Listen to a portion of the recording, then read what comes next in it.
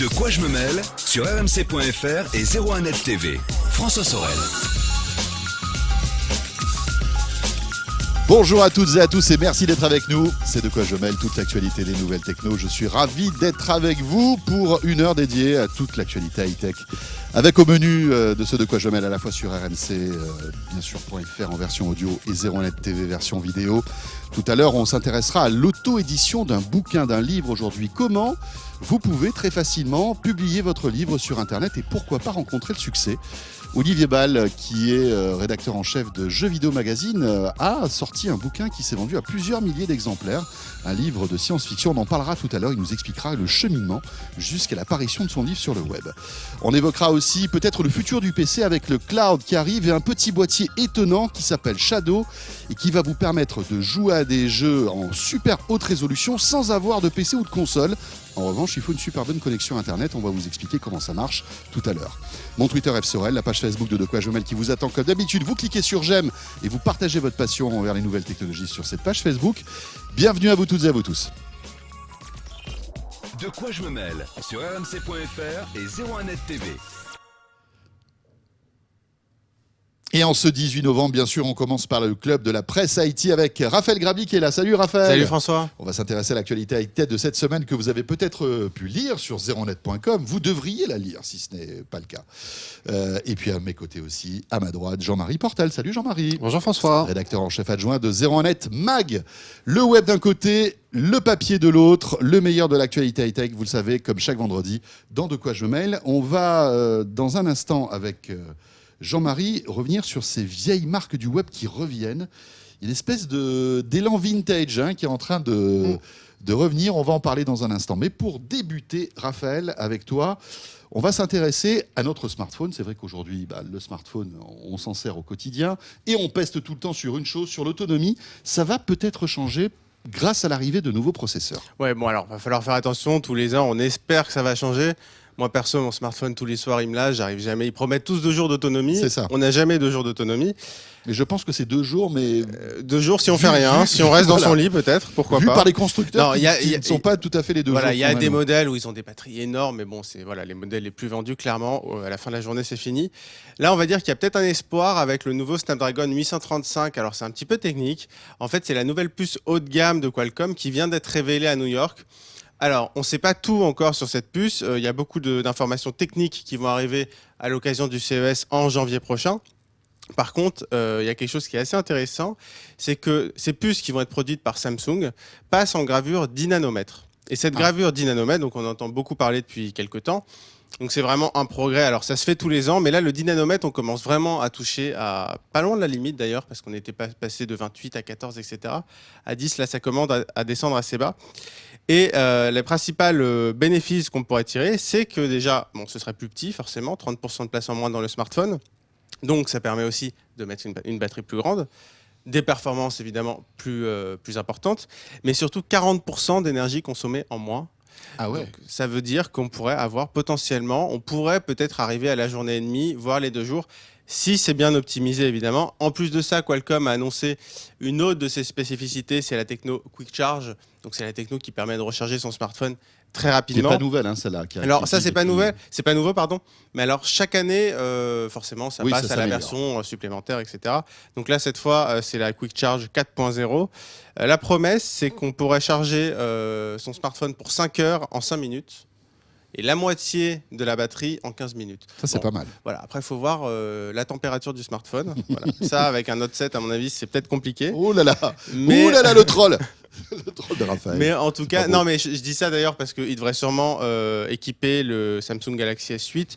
Le modèle américain, une fois de plus, parce que le modèle français, c'est de la puce Samsung, la Exynos, qui est d'ailleurs excellente et qui est meilleure d'ailleurs, qui économise plus d'énergie. Et les Galaxy S7 français et européens sont bien plus endurants que les Galaxy S7 américains. Donc là-dessus, on ne va pas se plaindre. Ouais. Les performances sont un tout petit peu inférieures, mais c'est très bien évidemment. Donc on parle quand même du processeur qui va équiper tous les smartphones quasiment haut de gamme de l'année prochaine. Donc il y a évidemment beaucoup d'espoir là-dessus. On en saura plus dans quelques semaines pour le CES. Après, tout ça est à prendre avec des pincettes, bien sûr, parce que comme tu le disais, 40% d'énergie en moins, mais sur la consommation du processeur.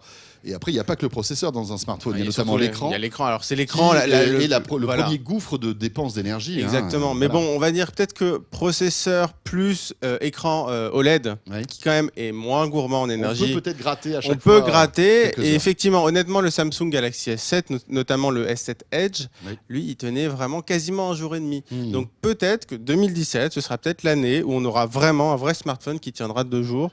Ça peut être finalement une révolution. C'est vrai, Jean-Marie, on attend toujours cette rupture du stockage de l'énergie. On voit qu'on progresse en matière de photos, de connectivité, des qualités d'écran, etc. Mais il y a toujours en fait ce problème de stockage d'énergie.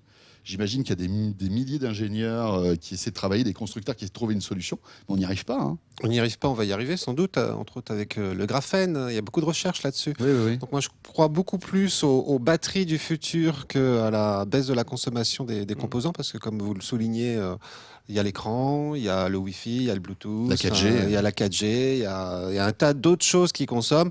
Alors baisser de 40% la consommation du... Non, mais c'est bien déjà. C'est bien. Et puis Raphaël, quand il dit que son smartphone tient la journée, déjà il est gentil parce que parfois ça tient moins de la journée. Dans les 6 le premiers nombre mois. de personnes qui sont en train de chercher un câble pour recharger en journée leur smartphone, et plus particulièrement d'ailleurs les iPhones. Non, mais surtout si on a une utilisation intensive dans la journée, c'est toujours la même chose. Je pense qu'on en fait. C'est-à-dire qu'acheter un smartphone pour rien en faire, d'un autre côté, c'est un peu ballot. Ouais. Voilà, donc, Non, mais c'est vrai que chaque année, en fait, ils arrivent quand même à améliorer les batteries, mais le gain en endurance, il est grignoté par les performances supplémentaires. Donc en fait, on est neutre à chaque fois. Et je suis d'accord avec Jean-Marie, je pense qu'il va falloir changer de techno, de batterie. Mais bon, là du coup, on passe d'une échéance l'année prochaine à une échéance peut-être un peu plus éloignée. Et puis je ne suis pas non plus persuadé que les développeurs d'appli aujourd'hui fassent très très attention à la consommation de ressources des programmes, parce que les logiciels, c'est pareil, c'est eux qui sollicitent les différents composants des smartphones. Et je ne suis pas sûr qu'ils optimisent beaucoup leurs applis. Mais alors, par contre, les utilisateurs, je ne sais pas pour vous, moi j'ai l'impression qu'on commence à faire un petit peu plus attention à ça. Moi, souvent, je vais voir dans mes paramètres les applis qui consomment le plus. C'est vrai qu'il y en a certaines qu'on a maintenant sur le téléphone. Qu'on a à peu près partout, et donc ils vont peut-être commencer à faire attention, parce que moi j'ai 2-3 applis dans le viseur personnellement qui consomment énormément. Enfin, c'est ballot quand l'appli qui consomme le plus, c'est celle qu'on utilise le plus, par exemple Facebook. Facebook est souvent une appli qui consomme pas mal d'énergie. Alors peut-être que moi j'ai l'impression que Twitter consomme beaucoup plus que Facebook sur mon smartphone. Je sais pas si c'est le cas pour tout le monde. Mais voilà, Twitter par exemple, c'est une appli qu'on peut killer comme on dit. Non, mais quand on n'est pas dessus, on peut la killer comme on dit. Voilà, c'est pas comme Facebook. On enchaîne, on va en parler tout à l'heure, mais Raphaël voulait aussi l'évoquer, c'est ce moment de nostalgie avec le retour des messageries d'il y a quelques années. Ouais, alors moi je me souviens encore de mon numéro ICQ, je sais pas si vous vous en souvenez, c'était la première messagerie. En plus, moi ça coïncidait personnellement avec mes débuts sur Internet. Donc c'est vrai que j'ai eu beaucoup de nostalgie quand j'ai entendu dire que c'était les 20 ans d'ICQ. Alors je me suis amusé en fait, alors pour rappel, parce qu'il y a peut-être des gens qui connaissent pas ICQ, c'est vraiment l'ancêtre de la messagerie. C'est le logiciel quand même qui a popularisé la messagerie instantanée, parce qu'avant ICQ, il y avait des messageries instantanées. Mais un son très particulier d'ailleurs. Oui, voilà, c'est vraiment le son. Sur YouTube, j'ai été voir, il y a des vidéos avec des montages de tous les sons ICQ. Alors c'est horrible pour les gens qui connaissent pas. C'est insupportable. Et pour les gens qui connaissent, c'est hyper sympa, effectivement. Donc après, effectivement, ça s'est fait dépasser par MSN. Par BBM, par Facebook Messenger, par tout ce qu'on veut, etc. En fait, c'est une entreprise qui avait été fondée en 96, donc par des Israéliens, qui a été assez rapidement rachetée par AOL en 98. Et donc, en fait, c'était un truc de chat assez basique, finalement. On pouvait quand même transférer des fichiers, donc c'était assez évolué. Moi, ce qui me marque surtout, c'était les statuts. Je ne suis pas là. Alors, il y avait des gens qui n'étaient jamais là, not available, etc. Donc, c'était un petit peu ça qu'on n'a plus tellement, d'ailleurs, dans les messageries actuelles, je trouve. Les statuts, tout le monde est toujours... c'est vert ou rouge. Et je trouve qu'avant, on avait beaucoup plus d'options, que ce soit ICQ ou MSN, de personnaliser son statut sur les messageries. C'était où je suis pas là, où je suis occupé. Enfin, il y avait quelques subtilités. Voilà, il y avait des Toilettes, subtilités. Exactement, et ça on l'a plus. Alors, les toilettes, je sais plus s'il y Je sais avait, pas si- mais je suis pas pas loin à sûr. mon avis. On pouvait mettre des messages personnalisés. Ouais, Mais ceci on dit, pouvait mettre des dans trucs les au bout d'un messageries moment. actuels, on peut mettre des messages personnalisés. Quand, Oui, mais il y a plus cette iMessage, on peut. Il me semble que WhatsApp, on doit pouvoir aussi. Oui, mais j'ai dire, l'impression que c'est quand même vachement moins. Bon, après, il y a plus d'options, il y a, Mais il y a un maintenant, peu de C'était fonctions moins, autour. c'est moins visible. je C'est pense. moins À l'époque, visible, on voyait voilà. tout de suite, Bah, là, c'est c'était vrai. sur le nom de la personne, donc on Oui, voyait mais clairement tout à le qui monde on. veut être disponible tout le temps. Donc, Exactement, mais en fait, maintenant, on est disponible, donc c'est vrai. Et je l'ai réinstallé d'ailleurs pour voir un petit peu. Alors, je me suis reconnecté à mon compte. Alors, j'ai retrouvé Moment mon. nostalgie de Raphaël. Ouais, j'ai retrouvé mon statut de mon retour de vacances de l'été 2003. Alors, On peut pas avoir une petite musique pour la séquence Et nostalgie croyez-moi, là Raphaël Grabli à l'été 2003, c'était ouais, je suis allé à Disneyland Paris. ouais, c'était très sympa. Voilà, alors c'était très sympa, sauf que maintenant, en fait, le logiciel, alors ça a été revendu par AOL à un groupe russe, Mail.ru. Mail.ru, alors qui est devenu maintenant Mail.ru. Alors sur les données personnelles, etc., j'ai entendu dire que c'était peut-être pas l'idéal, ICQ. Encore un coup de Poutine, ça. Voilà, encore un coup de Poutine. Mais après, en fait, c'était un peu décevant parce que maintenant, ça ressemble à un peu à un faux Skype. C'est un truc complètement neutre. Ça a complètement perdu ce qui faisait un Bien peu sûr. le sel d'ICQ. Puis il y avait un tout petit détail aussi qui m'a posé problème, c'est que j'avais personne à qui parler. Ça, Voilà. c'est dommage. Ouais, t'as pas retrouvé des vieux copains de 2003. Non, mais sinon, je me dis, mais qu'est-ce que tu fais là, quoi? Tu sais qu'il y a eu Facebook, tout ça? Mais c'est vrai que c'est bizarre, hein, parce que tous ces outils qui ont fait partie de notre vie pendant des Ouais, années, ça passe on vite. y revient et voilà. En fait, on. c'est comme si on revenait dans une rue où on a Ouais. grandi, il n'y a plus personne. Et en fait, quoi. faut pas y aller. Il faut pas y aller. Pas y aller. Faut pas y aller Ouais. parce que ça rappelle, Oui. voilà, ça nous rend nostalgique, on va dire. On va parler de la Chine maintenant, avec cette information un petit peu moins drôle quand même. Ouais. Tous les habitants vont être notés par le gouvernement. Ouais. Alors oui, je sais pas si vous avez vu la nouvelle saison de Black Mirror. Non. Alors l'épisode. L'épisode 3. Alors tout le monde. Moi j'ai vu que l'épisode. J'ai pas eu le temps. Tout le monde m'a parlé de l'épisode 3, donc ne me spoile pas. Pas de spoil. Pas de spoil. Par contre, l'épisode 1, donc c'est celui où tout le monde note tout le monde en permanence. Donc dès qu'on voit un copain, salut, s'il a été assez souriant, on va lui mettre 5. S'il a dit bonjour, mais qu'il n'était pas très content, Quelle horreur. on lui a mis 4. Et en fait, en Chine, Un c'est TripAdvisor. un TripAdvisor humain. permanent. Mais de toute façon, Black Mirror, ils sont toujours très forts pour Ouais. vraiment aller là où ça fait mal. Et donc, l'État chinois va faire presque pareil avec ses habitants. Ça va s'appeler Social Credit System. Donc en fait, le but, c'est de créer un système de notation de tous les habitants chinois. Donc ça fait quand même pas mal de monde. On va avoir une D'ici- sacrée base de données Voilà. quand même. Hein. Il note comment? Par étoile? C'est des étoiles, des C'est graineries? non, c'est une des- note. C'est vraiment une note. C'est une note en points. Donc nous, à côté, avec notre petit TES, là, on est vraiment des bisounours. Donc d'ici 2020. Alors en fait, le but officiel, je vous cite le document, c'est d'évaluer le niveau de confiance pour lutter contre la fraude et la corruption, pour créer une société socialiste harmonieuse avec de la sincérité totale. Donc ce genre de truc, ça fait vachement flipper quand même. Rien que cette phrase, ça fait flipper. En fait, j'ai l'impression que les trucs, plus ça a l'air gentil, plus ça fait flipper Ouais, dans ce ouais, genre de c'est cas. ça, Voilà. c'est ça. Donc Ça- évidemment, le risque, c'est qu'il y a des dérives autoritaires. Enfin, on va dire que c'est un risque, c'est déjà un peu le cas en Chine. Des quand même. dérives autoritaires en Chine. Oui, c'est étonnant. Comme c'est mais bon. curieux. Voilà, donc nous, on crée un fichier, on a peur pour le futur. Eux, ils créent un fichier, ils ont déjà peur pour le présent. Alors, juste pour info, une personne qui serait mal notée, ce qu'elle pourrait, il y a des choses auxquelles elle n'aurait pas droit. Comme dans l'épisode de Black Mirror, Ah elle oui. pourrait pas emprunter d'argent. Elle pourrait pas assembler des iPhones. Non. Pas de poste peut à plus manger. pas de poste à responsabilité dans le public ou dans le privé, voire pas de travail si on a une certaine note. C'est pas tout. Pas de vol en première classe, pas de première classe non plus dans le train. Non, je Pas de mariage, pas d'enfants, Non, c'est pas long. pas de chien, non, pas de non, chat. attends, non, pas de restaurant étoilé. C'est-à-dire Non, c'est pas non, vrai. non, Ah, non, pas de non, restaurant pas. bien noté quand on Voilà, est mal noté. bah oui, on oui, est ça, mal non, noté, ça, on non. va dans les restaurants Ah bah mal oui, notés. évidemment. Pas de boîte de nuit. On rentrerait pas en boîte. Ah bah non, on n'a pas le droit. Et ça d'ailleurs, c'est exactement comme dans Black Mirror. Et pas de golf aussi. Bah ouais, Eh oui. forcément. Pas de golf. Bah, les Ah, golf, bah non. C'est trop noble quand on est mal noté. Voilà. Alors, Vous imaginez rentrer dans un restaurant? Ah non, monsieur, vous pouvez pas rentrer dans ce restaurant étoilé parce que vous avez vous passé êtes, l'étoile. voilà, exactement. Ouais. Ça va se produire a priori en Chine, c'est assez inquiétant. Alors on ne sait pas encore exactement comment ils seront notés. On sait qu'évidemment le gouvernement va utiliser le big data pour recouper tout ça. Alors il y avait déjà un projet similaire en 2010 dans la province de Jiangsu. En fait, à l'époque, donc ça pourrait être quelque chose qui s'inspire de ça, la notation elle allait de 0 à 1000 points. Par exemple, plus 100 si on avait reçu des félicitations de son employeur, ou moins 20 pour un feu rouge grillé. Voilà, donc c'est des choses comme ça. Donc, C'est le permis Ah à ouais. point. Voilà, moins c'est le 20 per- points, c'est beaucoup. bah, hein. En fait, c'est la vie à point. C'est la- Du ouais, coup, c'est ça. ça va être la vie à point. Voilà, Ça donc fait un peu flipper. ça fait plus qu'un peu flipper. Ouais. Je trouve. Enfin, cela dit, la Chine a au moins le mérite d'informer les gens. Parce Voilà. que je suis persuadé que dans d'autres pays, Ça se fait, mais ça on le se dit fait, pas. mais on le dit pas. Mais c'est ça le truc. Ouais, hein. je Au suis moins là, complètement eux, d'accord. ils sont cash. Exactement. C'est On complètement peut pas leur affreux. reprocher, ils disent ce qu'ils vont faire. C'est complètement affreux, Mais ça se ils fait sont déjà cash. plus ou moins partout. On Non, a mais déjà évidemment. commencé. Mais de toute façon, évidemment. on est Et, noté.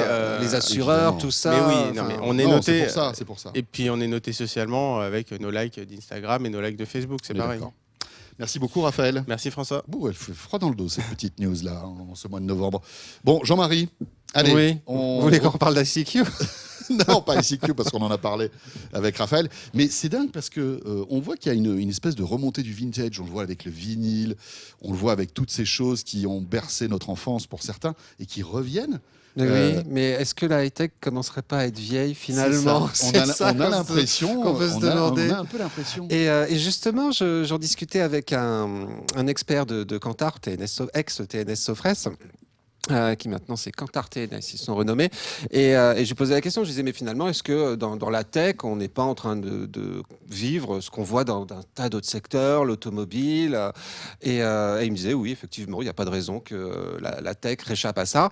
Et là, on commence à avoir maintenant des vieux ordinateurs, des vieux logiciels, Regardez un la tas de Nintendo. vieilleries. La Nintendo Mini classique là, qui revient, mais qui voilà. s'arrache, on n'en trouve pas dans le commerce et pourtant c'est des voilà, quoi. Alors bon, C'est des vieux ceci jeux. dit, le vintage, c'est une chose, c'est-à-dire il y a d'une part effectivement de vieux appareils qui reviennent au goût du jour. Par exemple, il y a Leaky, ce site de high-tech vintage sur lequel vous pouvez acheter du Nokia 3310. Vous savez, ce bon vieux Nokia incassable, hein, Qui avait une semaine d'autonomie, hein, Raphaël. qui avait Oui, une c'est ça. semaine Pas loin, je d'autonomie. pense. Ouais. Bon, pour se connecter à Twitter, c'était plus compliqué. Mais vous savez que j'ai retrouvé le prix en cherchant comme ça, non pas du Nokia 3310, mais du Nokia 6110 qui est sorti en 98. Et à l'époque, dans Micro Hebdo, vous vous souvenez de Micro Hebdo? Bien sûr. Nous titrions à l'époque le portable de tous les records. Pourquoi? Parce qu'en fait, il avait donc une autonomie de 11 jours. Ouais. Alors là, l'iPhone peut aller se rhabiller. Bon, c'était 11 jours en veille, mais quand même, 11 jours. Même quand on l'utilisait, il tenait largement sa semaine. 11 jours. Et il valait la modique somme de 590 €. J'ai ramené ça en euros aujourd'hui. C'est dingue, hein, parce que finalement, c'est voilà, le prix. C'est d'un- presque les le prix d'un Moi, iPhone, je me en fait. souviens du 8210 et le 8310 quand c'était sorti, il valait hyper cher Ouais, aussi. Mais bien c'est le sûr. téléphone Il qui valait coûtait hyper très cher. Et bien sûr. Et aujourd'hui, un Nokia 3310, chez Leaky, vous pouvez l'acheter pour 60 €. Et ce qui est assez rigolo, c'est que le fondateur de Leaky parcourt les 4 coins du monde pour même retrouver non pas du matériel d'occasion, mais aussi du matériel neuf. Oui, parce qu'on Et peut imaginer il arrive à remettre la main sur des vieux stocks de Nokia 3310, encore sous cellophane, etc., qui sont des invendus, qui sont D'accord. restés au fond Et d'un il hangar. rachète tout ça. Et il rachète tout ça et il revend. C'est dingue. Ouais. Ah, Donc, c'est malin. Ouais. Donc il y a cet aspect-là de la mode un peu nostalgique, branchouille aussi. Hein. Oui, bien C'est-à-dire, sûr. on veut un deuxième téléphone. D'une part, c'est devenu un peu une Madeleine de Proust, hein, le Nokia 3310 pour les quadras. Et puis pour les jeunes, c'est un peu une façon de se la péter avec un deuxième téléphone qui est un téléphone d'appoint sympa. Et ça va aussi avec la mode de débrancher aussi d'ailleurs justement. D'avoir un téléphone comme ça, au moins on part le week-end avec ça. On s'aère On est l'esprit. joignable. On est joignable, mais n'est on pas, débranche complètement. Voilà, ça fait on une n'est cure pas aussi. sollicité parce Ouais. que là, pour aller voir Ah ouais. Instagram. On a le strict minimum, mais même pour aller sur ICQ. Donc il y a cet aspect-là. Hein. Il y a le matos, et il y a aussi des consoles de jeux, la Game Boy Color qui revient aussi. Mais il y a et aussi qui- des services. Mais il y a aussi des services. On parlait d'ICQ. Alors, je veux juste revenir 2 secondes sur ICQ en disant que Raphaël était un petit peu dur quand même, en disant oui, finalement, c'était triste, etc. Mais oui, mais forcément, quand on a connu ICQ dans le temps, vachement bien. Super Ouais, bien. merci. Oui, c'est Raphaël, ouais. bien sûr, quand C'est impressionnant, hein, quand on franchement. a connu ICQ comme nous, on retrouve plus le goût Mais d'ICQ, je veux dire, parce qu'à l'époque, pour nous, c'était magique. Et là, on a l'impression d'avoir une pâle copie de Snapchat. Sauf que quand on regarde les commentaires des gens qui téléchargent ICQ sur le Play Store et même sur le store d'Android, en fait, c'est génial, super, c'est bien, etc. Parce que maintenant, avec ICQ, comme avec Snapchat, on peut faire de la visioconf, on peut faire des discussions en groupe, on peut envoyer des stickers. Enfin, voilà, ils Comme se les sont autres applis, remis comme les au autres goût du applis, jour. ouais. Après, à savoir s'ils arriveront à vraiment se relancer dans la course, ça reste à prouver. Il n'empêche qu'il y a quand même des gens qui téléchargent cette appli, qui l'utilisent. Alors bien évidemment, Il y a avant une c'était telle concurrence, Il y a Jean-Marie, une telle aujourd'hui. concurrence, oui, mais ils Entre ont les simplifié Snapchat, aussi. les Viber, les Skype, etc., Oui. les Messenger de Oui, Facebook. mais ils ont simplifié parce que Raphaël s'est réinscrit avec son ancien numéro d'identifiant. Il faut rappeler qu'à ICQ, à l'époque, c'était compliqué parce que son identifiant, c'était un numéro de série qu'on vous attribuait. C'était Oui. pas votre mail ni quoi que ce soit. Et donc, ensuite, il fallait trouver d'autres amis, leur numéro de série, etc. ICQ a simplifié ça aujourd'hui. On peut s'inscrire juste avec son adresse mail, comme avec n'importe quelle autre BBM, appli. c'était pareil. BBM, c'était encore plus compliqué. Il y avait des lettres. Oui, mais non, BBM mais a ICQ, un peu mal fini aussi. oui, c'est vrai. Mais Surtout non, que mais ICQ, je pense que ça marche bien. Ça doit marcher en Russie. Je pense qu'il doit y avoir une communauté en Russie. Je ne sais pas, mais les commentaires, en tout cas, étaient plutôt en anglais. Alors, on enchaîne. Alors, si, la star qu'on a tous connue, c'est Caramel. Oh là Alors, là. Caramel, je vous rappelle, ça date de 97 aussi. Qui avait une adresse mail Caramel? On lève le doigt. Ouais. 1, 2, 3. Moi, j'avais pas Caramel. Ah bon? Moi, j'avais CompuServe. CompuServe. Ah Ouais. Ah oui, mais Ça, CompuServe, c'est beaucoup plus- AOL. C'est un truc, ouais. Alors, on pourrait évoquer AOL, mais là, je viens de voir tomber une news comme quoi ils supprimaient 500 emplois. Mais AOL se maintient bien. Eux, ils se sont rediversifiés dans les médias. Caramel, cette fameuse messagerie qui a eu son heure de gloire, qui a eu jusqu'à 28 millions d'abonnés. En 2003, 28 millions, c'était plus que le nombre d'internautes français. Donc c'était la messagerie francophone. Et puis Caramel, qui s'est fait, pareil, qui a pas trop résisté à la... Qui n'a pas su, en fait, évoluer. Qui n'a pas su évoluer, donc qui a failli fermer, Oui. d'ailleurs, et qui a été racheté, qui a fermé en 2009 et fermé toutes les adresses mail. Finalement, c'est GMX qui a quand même racheté le nom de domaine, donc ça a sauvé les gens qui l'utilisaient. Et puis, on va dire que c'était tombé un peu dans les limbes d'Internet, plus personne ne parlait de Caramel, jusqu'à en ce moment, puisque GMX, donc, qui est une messagerie allemande, a décidé manifestement de la remettre au goût du jour et plus en avant, c'est-à-dire qu'ils mettent Caramel en avant à côté de leur marque, ce qui parle à nous autres Français francophones, et avec pour le coup une vraie messagerie qui tient la route parce que c'est de la messagerie illimitée, vraiment illimitée en termes de stockage, non pas comme Google qui vous limite quand même à quelques gigas, même s'il faut les atteindre, et puis une messagerie cryptée de bout en bout, donc il joue aussi sur cet aspect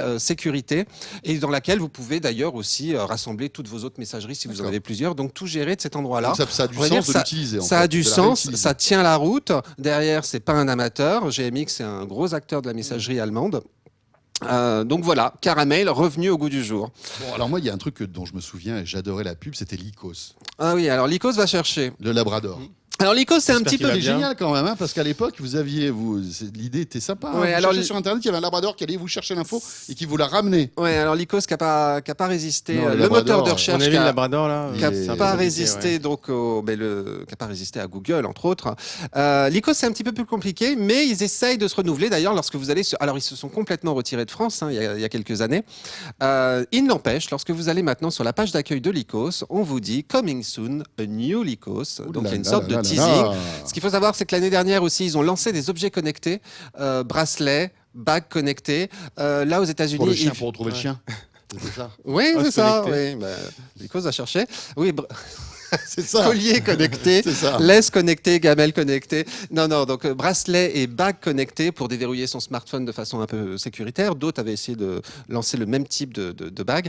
Et puis là, très récemment, ils viennent de lancer une appli d'actualité sportive aux États-Unis uniquement. On peut pas la télécharger encore en France, mais on sent que Ça bouge. ça frémit, ça bouge. Ils essayent de se relancer. Bon, moi je me souviens aussi de Napster. Quand Alors c'était- Napster, Oh là là, alors Napster, ils ont pas fait. Les émotions musicales ouais. de Napster à l'époque, les amis. Oui, mais Bon, c'était toujours pas trop légal. Hein, ce qu'on Napster, faisait. très la rapide non plus. Pas bête très noire, rapide. la bête noire Ah ouais. de l'industrie du disque, parce que bon, Napster, on rappelle, hein, c'était un D'un système. coup, vous avez une Fnac à la maison. Ouais. En C'est fait, ça. avec Gratuit. Napster. Non, mais c'est ça. Ah ouais, C'était un truc de incroyable. dingue. Oui, quoi. voilà, Napster, idée très saine à la base, facilitons l'échange de fichiers entre les internautes, Entre amis. qui a très vite été transformé en facilitant l'échange de MP3 entre internautes.